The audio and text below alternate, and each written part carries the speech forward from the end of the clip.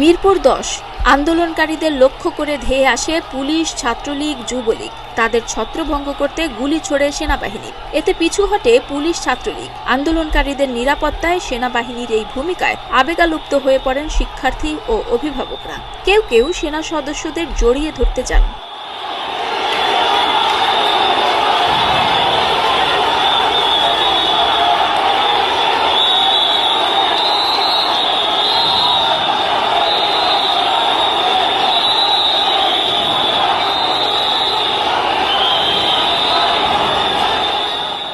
সেনাবাহিনীর কাছে নানা রকম অভিযোগ তুলে ধরেন বিক্ষুব্ধরা।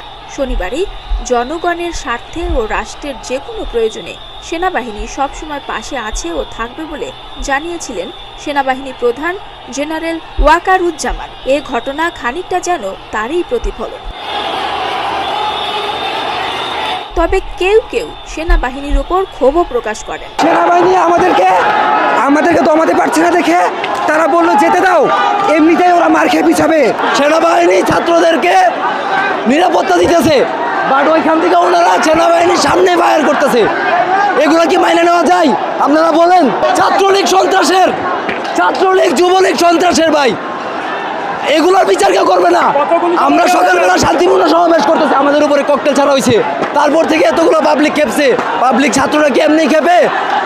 সেনা সদস্যদের উপস্থিতিকে স্বাগত জানিয়ে স্লোগান দিয়েছেন বগুড়াবাসীও। রবিবার শহরের কালীতলা এলাকায় এমপি রাগেবুল আহসান রিপুর গাড়িতে আগুন দেয়া হয়। সেই আগুন নেভাতে সেনা সদস্যরা তৎপরতা শুরু করলে সন্তোষ প্রকাশ করেন আন্দোলনকারীরা। তাদের অনেকেই সেনা সদস্যদের সঙ্গে হাত মিলানোর চেষ্টা করেন। ঢাকা আরিচা মহাসড়কের ডেইরি গেট এলাকায় আন্দোলনকারীদের বিক্ষোভ চলাকালে সেনাবাহিনীর দুটি টহল গাড়ি যাচ্ছিল ঢাকার দিকে। এ সময় সেনাদের উদ্দেশ্যে আন্দোলনকারীরা স্লোগান দেন। এক পর্যায়ে সেনা সদস্যরা মাইকিং শুরু করলে আন্দোলনকারীরা ইট পাটকেল নিক্ষেপ শুরু করে। রবিবার সন্ধ্যা থেকে অনির্দিষ্টকালের জন্য কারফিউ জারি করেছে সরকার। এ সময় বাংলাদেশ সেনাবাহিনী সংবিধান ও দেশের প্রচলিত আইনের আলোকে তার প্রতিশ্রুত দায়িত্ব পালন করবে। এক সংবাদ বিজ্ঞপ্তিতে এ তথ্য জানায় আন্তঃবাহিনী জনসংযোগ অধিদপ্তর। ডেস্ক রিপোর্ট, প্রতিদিনের বাংলাদেশ।